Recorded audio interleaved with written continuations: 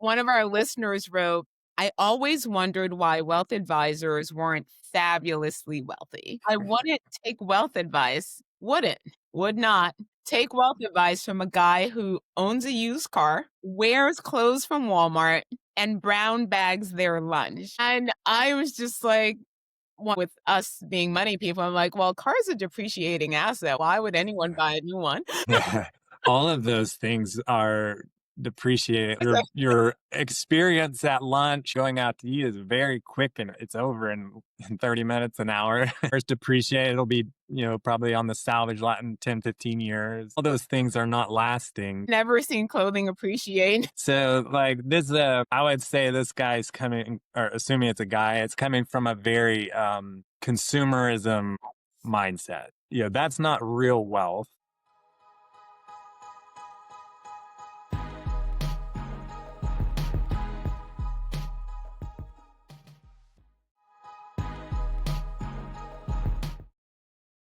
Wealthies, welcome back. If you're new here, this is All the Wealth, Wealthmore's wealth building channel, and I'm Mical Jeanlys-White, the founder and CEO. And today with me is our very own Jacob Stewart, certified financial planner and newly minted author of his first book, Riches Beyond Wealth, taking the gospel lessons through the eyes of a financial planner. Guys, this is the first time that we are digging deep into faith and how it impacts your view of money and building wealth. And I couldn't be more excited than to have this conversation with Jacob, who, frankly, very early on, we talked about some of these. How's your upbringing? How's your religious orientation impact the way that you think about money? And guys, this is year 2 of All the Wealth. So what better time to introduce this topic? And Jacob, welcome. Thanks. Yeah. Good to be back. Always enjoy our conversations. So today will be a good one. So Jacob, how did the idea for this book come about? And why did you feel compelled to talk about this as a financial planner, as a money expert? So it was kind of a long process. Started maybe around 2011, 2012. So I just finished my master's degree and I've always been, someone pretty strong with my faith. And so I was reading the Bible and reading through some of the passages where Jesus uses money as a way to explain spiritual truths and things. And so I was like, well, I'm now, got a master's degree in finance. I've spent a lot of time studying this stuff. I should dig into some of these parables and lessons, because one of the interesting things about these, when Jesus presents the stories, he doesn't always tell the meaning. He lets the listener kind of, at that time, and anyone who's read the story since, he kind of lets them unpack it themselves. He doesn't say, this is what I'm trying to tell you. He just tells the story and then he leaves it there. I started taking notes and writing down my thoughts on these different parables and lessons. And I've added to them over the years. And eventually, about 2-3 years ago, then I was like, well, maybe I should compile these into a book. So that's kind of the beginning and how I got started. I too, person of faith, grew up in the church and felt there were plenty of lessons about money. But frankly, some of them felt punitive. Yeah, and I think it's a hard topic, especially in Christian faith. I don't know as much about other faiths, but like the Christian faith, it's a hard topic because there's a lot of negative things said about wealth. Yeah. One thing that often is misquoted is there's a passage from 1 Timothy, and it's that the love of money is the root of all kinds of evil. I'm giving a rough translation of that. And a lot of times it's misquoted as money is the root of all evil, Yeah. Yeah. but that's not what it's saying. It's not saying money itself is the root of everything evil. It's not even saying the love of money is the root of everything evil. It just says it's all kinds of evil. So like greed and all these other things can stem from the love of money. Yeah. But money itself is not an evil. In fact, we really need it to be able to live. It's the thing that runs the world. It's the currency. We've talked about this on the pod before. Money is just an exchange of goods. many hundreds of years ago, before we had a currency, it would be, I'll trade you 2 loaves of bread for half a dozen eggs. Right. How we bartered until we Right. did a currency around it. Yeah, and basically currency is just an upgrade from that bartering, and it really just represents our labor, Yes. which there's nothing wrong or evil about labor or working. So it's more, I think, especially in the Christian faith, around your attitude toward money or your thoughts around money. So if you love money, that can produce bad things. Yes.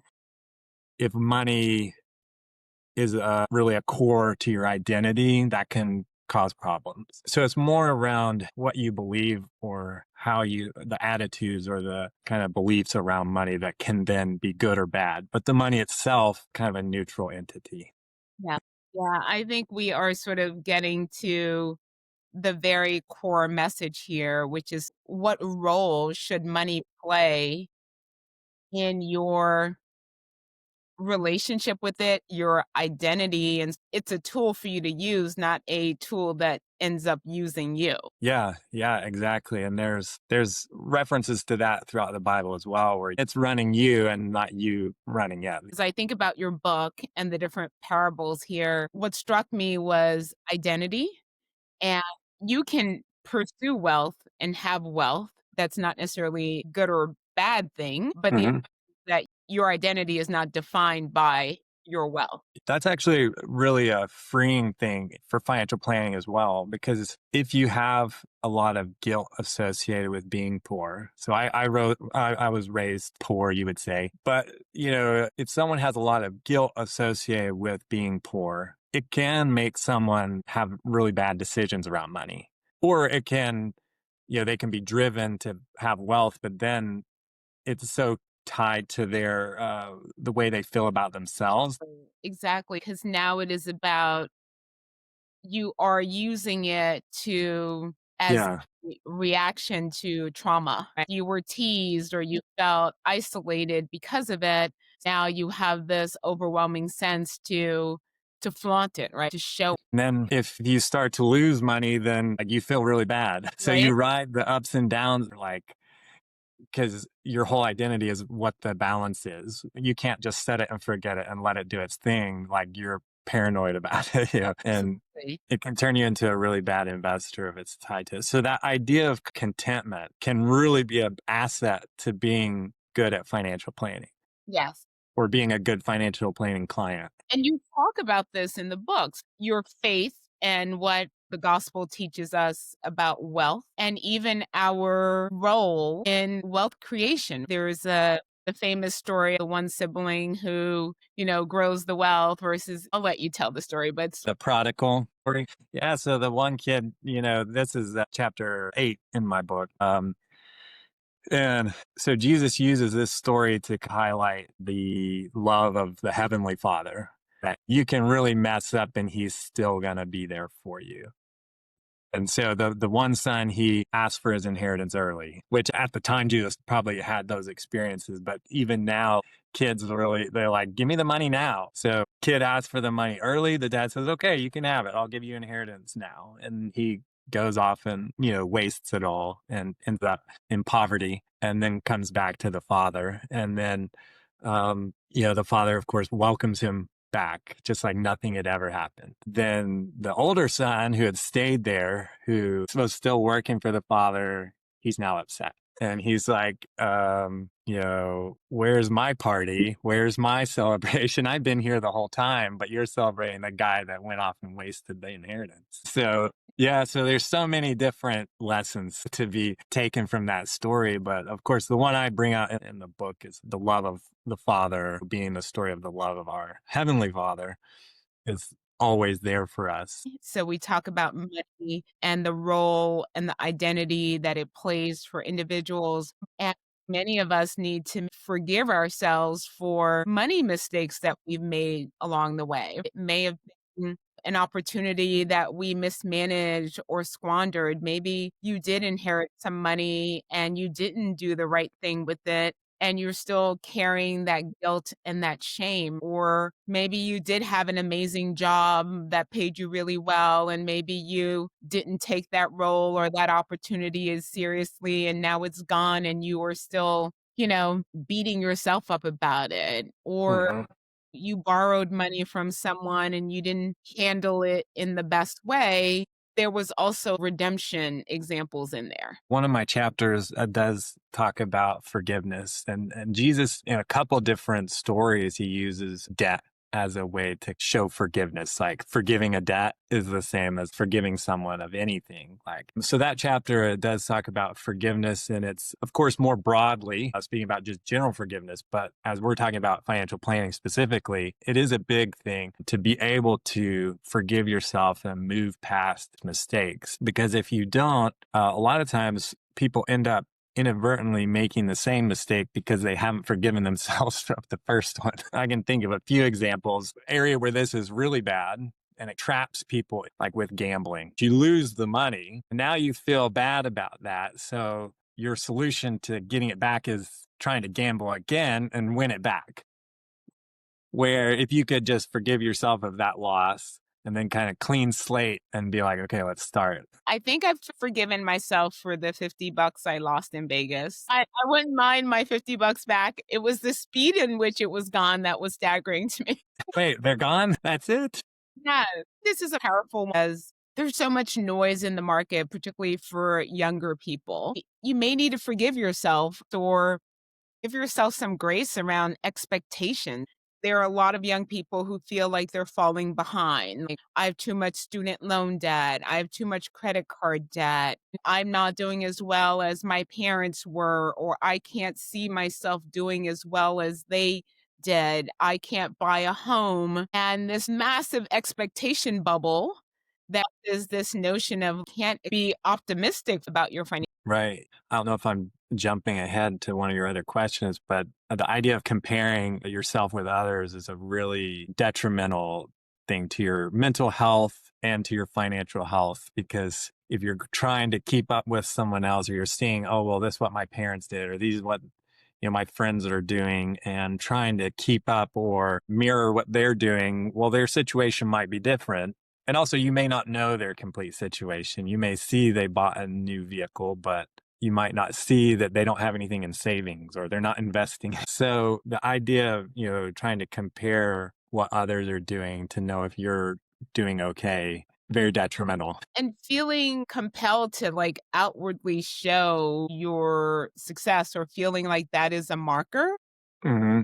As we were preparing for this episode, one of our listeners wrote, I always wondered why wealth advisors weren't fabulously wealthy. I wouldn't take wealth advice, would not take wealth advice from a guy who owns a used car, wears clothes from Walmart, and brown bags their lunch. I was like gasped when I saw that comment. I was just like, what's wrong with those things? Like, I don't see any Yeah. wrong with us being money people. I'm like, well, car's a depreciating asset. Why would anyone buy a new one? Yeah. All of those things are depreciated. Your experience at lunch, going out to eat is very quick and it's over in 30 minutes, an hour. Cars depreciate. It'll be, probably on the salvage lot in 10, 15 years. All those things are not lasting. Clothes. Never seen clothing appreciate. Yeah. So like this, I would say this guy's coming, or assuming it's a guy, it's coming from a very consumerism mindset. That's not real wealth. So I think it's interesting because I've heard that kind of sentiment from other people as well in my past. Well, you don't seem to be doing that well. Why should I take advice from you? I read that comment twofold on expecting people who are wealthy to outwardly display their wealth. Mhm. If you're wealthy, you should be covered in jewelry or expressing your wealth through designer clothing and through luxury vehicles and lunches out at the country club. So, this expectation that wealth should be out on public display. Yeah.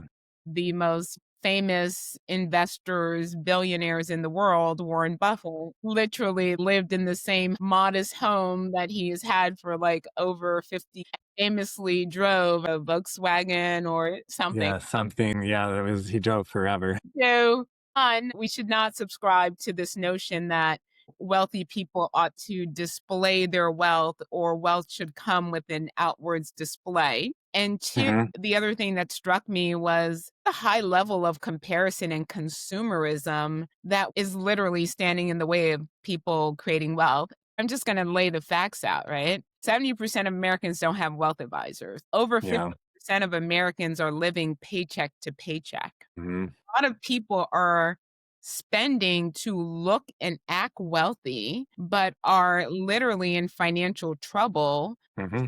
financial insecurity, Hmm. betraying this confidence of I'm wealthy. And then you look at some of the wealthiest people, many are running around with a hoodie, just like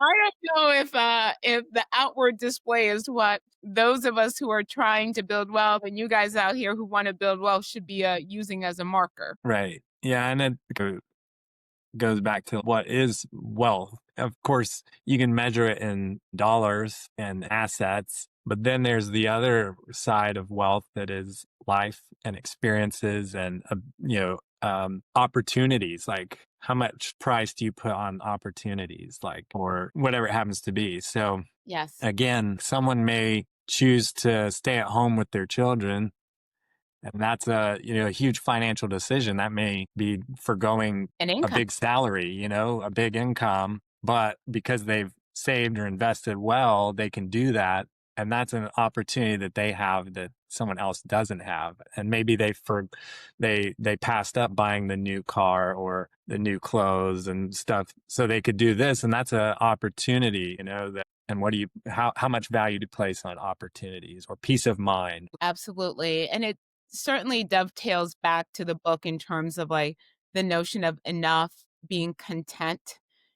And, and I feel like this also, I couldn't help but think of the example in the book we covered before when we went through Morgan Hoswell's book and the janitor that when he passed had $8 million Yeah.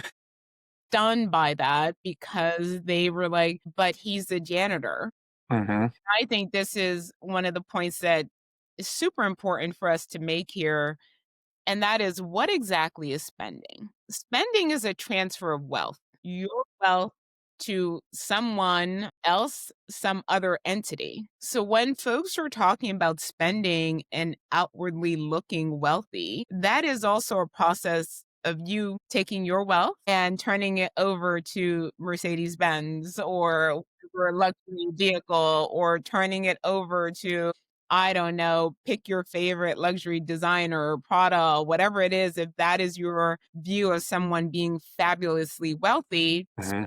is a transfer of wealth, Hmm. but wealth is about how much of it are you able to keep and grow, Right. not how quickly can you give it to someone else and watch them. Because I assure you, those brands I just mentioned, they are fabulously wealthy. Yes. Oh, yeah. The luxury brands are some of the most profitable companies out there. High profit margin. Yes. They're not impacted as much by economic downturns. Um, yeah, they're very valuable investment opportunities. The ones that are publicly traded, a lot of people are piling into the luxury brands because they're recession resistant and high profit margin. You can double click on these luxury brands because now you have me. I have to get on my soapbox here. These luxury brands that have consumers, and I have to go here because we hear so much, particularly from younger people who, the culture of like social media just has people constantly seeing these like, someone else is living a better life than I am. And luxury goods are one of the biggest trappings. And to Jacob's point, the reason why they are so highly profitable is it really costs nothing to make these Yeah. literally cost Yeah. The handbags, they're like might cost like $20 to make it. $20. They're retailing for 250, 300, Yeah, that's it, right? 3,000, whatever. You talk for the girlies here. They're far more than 250. Yeah, I'm talking about I guess the cheap ones then. I always chuckle at what men think these handbags cost versus what women know they cost. But this again is like this notion of like you are buying something that is essentially an illusion because it is not translated into the actual cost of producing the item. You are Right. buying the icon, and maybe to some degree the feeling of association. Yeah. Yeah. And kind of going back to that guy's, point, like if someone doesn't have these things, so a lot of people feel that's when you have arrived. Like Yes. if I've attained these things, now I'm wealthy. And so even if they're doing it on credit, Yes. it's a status like, okay, I'm wealthy. I can afford the bag that I get the car that was always out of reach. And now I've obtained it. So now I'm wealthy. And But this it's an illusion, It's really. a total illusion, and this goes also to the notion of what we call lifestyle inflation, where if I was making 100,000 and my lifestyle looked like this, I get a promotion or I switch and I get a job that's paying 200K, and I now feel like my lifestyle needs to look like what 200K looks like. So I immediately want a bigger house, I want a fancier car, I want a new wardrobe, but nothing changed. Changed, but all of a sudden, I now feel that, this is what a person making 200K should walk, talk like, and if it Yeah. then something's wrong. And Yeah. that is something we see a lot where and this is where I think a planner can be so helpful to steer you away from that lifestyle inflation. I think this is where it dovetails exactly to the book around, you don't want to be chasing the love of money or the love of the appearance of it. Really, I can't imagine what that really fulfills other than you're, again, transferring your wealth to somebody else. Growing up, I felt that Christians were meant to be part of struggle culture. It felt like there was a glorification of struggle. I certainly felt like these messages are confusing, telling me to go to school and get a good education and get a good job. But then so telling me that the good is for the afterlife You and need to suffer here. To be a good Christian, you need to suffer. let's get into it. It's a good point because it is among a lot of Christians that is a big part of the theology. It's not mine, and I'd probably step on some people's toes to say it's not. But in my view, I believe Jesus himself said, you're going to suffer, but he doesn't say you're going to suffer because that's what I want for you or because that's what's good or holy or right. He says you're going to suffer because you live in this world. And so it's the idea that this world is not perfect. And that's what Jesus is saying. You will suffer because we live in this world that's not perfect. Well, that's not perfect. Yeah. And so, it's a byproduct of the environment we live in. I don't believe suffering is a requirement for Christianity. In fact, I don't believe God desires suffering for us, but Yeah. I think he can use it. And so that's where a lot of people tie it to God's will is like, suffered this, I learned this, or I became stronger, or I became better because of this suffering. So God wanted this suffering in my life. Yeah. Think that that's necessarily true. I think you can suffer and God can use that to help you, but it's not necessarily he put it there or he wants it. It's just a fact of living in the world. We live in a fallen world. We live in a broken world with broken people. So Yes. you're going to suffer one way or the other. And I know turned into the struggle must also be financial. I still hear often in terms people working too hard or being overly ambitious or wanting nicer things as sinful. You're not accepting the yoke of suffering. Yeah, You're exactly. fighting the yoke of suffering. And in this environment, especially for younger people on the school of thought that is around suffering, and you see this other evolving school of thought around soft life. So I can imagine that it must be very confusing for people to find their own center. And I think Yeah. this is where be it Christianity, Buddhism, Islam, across all of these teachings, there is a little bit of grounding around getting to enough, using money as a tool, not allowing it to identify, but Right. also that it is neutral. Like, we don't see in any of these religious frameworks this notion of it in itself being evil. At the end of the day, really, it does come down to the personal belief. You've got to find your peace and your, what do you say, Values. your balance in this, because the Bible is not specifically clear. Like, a lot of people would like it to say, if you have X, Y, and Z, this is good. More than that, it's bad. It's not going to say that. It's going to leave it very vague. And you have to really decide what your balance is and where your enough is. And things that are specifically true are, you shouldn't find your identity in it. You shouldn't try to control people. There are a couple of passages where he criticizes the wealth, not the wealthy, not because of their wealth, but because of their Behaviors. behavior with it. Like, he said, you're not paying your employees, you're hoarding it all for yourself. But it's not against the wealth itself, but how you handle it. It is how it's being handled. It is if it's being weaponized, if your employees are not being adequately compensated, if your community is not being cared for. Mhm. You're seeing growing numbers of people not having the basics. So, yeah. I don't have to be outwardly with it, or it doesn't have to define me. It is in itself not evil, blessing, if you will. The central message is, if you are a Christian believer, if you are grounded in your faith and in your relationship with God, you're going to have a better relationship with money and your possessions. And at the end of the day, that's what's going to make the difference, and not, whether how much is right or how much is wrong, or what's too much or not enough. I love that you say you're grounding in your relationship with it. Money is a man-made construct. Money has been a huge benefit to mankind in that it brought efficiencies in trade that didn't happen otherwise. But it is just a man-made thing.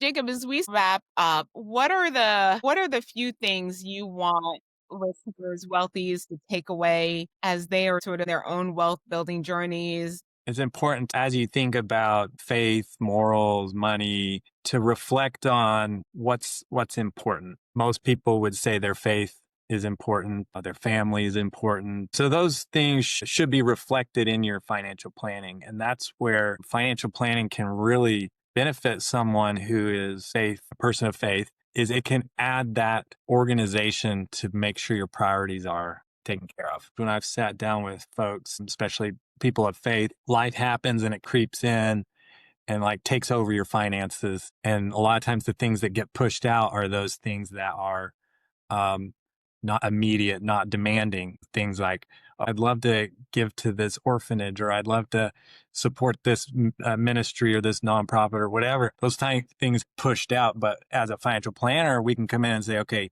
this is important to you. So how can we make that work? And so your finances really should reflect your values, and that's where financial planning can really come in and put it to work, organize it, rather than just life happening and you pay this bill and that bill and it gets all jumbled up, and then your finances look like top priority are subscriptions. But when you really sit down, we could cut some of this out and we would have this priority take place. Yeah.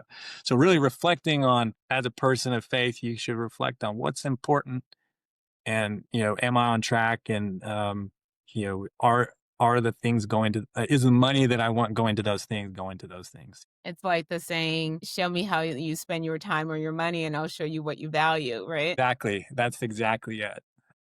And so a lot of times when I've sat down with people, they look at their finances and they're like, oh wow, I didn't realize this is not what I value. I want to change this. Having a financial planner or wealth planner um, really can help with putting your values back in charge of your finances. Frankly, even in your investment strategy, right? We're seeing more and more ETFs, funds that are based in like Values based, yeah. days. So Like, people don't want to invest in certain things that are against their values, and it's important to have your investments aligned as well. yeah. Yeah, there are certain things I don't to invest in. Yeah, because you're a participant in that enterprise. If you become an investor, and Yes. there's some things that people just don't want to participate in. Yeah. Even in your day-to-day investing strategy, making sure you are investing in the things you want to see in the world. Exactly. Yeah. Because we're all stewards of what we've been given, and so we want to be the best stewards we can. Awesome. Well, Jacob, thank you so much for coming and Yeah. sharing. If you don't have the book, it is Riches Beyond Wealth. You can get it on Amazon. I got mine on Amazon. Anywhere books are sold around the world, both here in the U.S. and around the world. That is awesome. Thank you to our very own Jacob. Congratulations Thank on you. unpacking this. I think for all folks of different faiths, this is a nice guide to help you think about how the two coincide. And Hmm. frankly, I felt like it moves together quite harmoniously. Perfect. Thank you. Thank you for listening. Tune in. We are in year 2, having more and more conversations about money. And if I forgot to mention this at the intro, our Wealth More, All the Wealth merch shop is live. I'm wearing my favorite hoodie, Wealth is for us all. I had it in the blue. Now I have the black one. It's really warm and cozy and comfy. Don't just live the mission. Now you can wear it too. Thank you guys. Until next time, this is All the Wealth.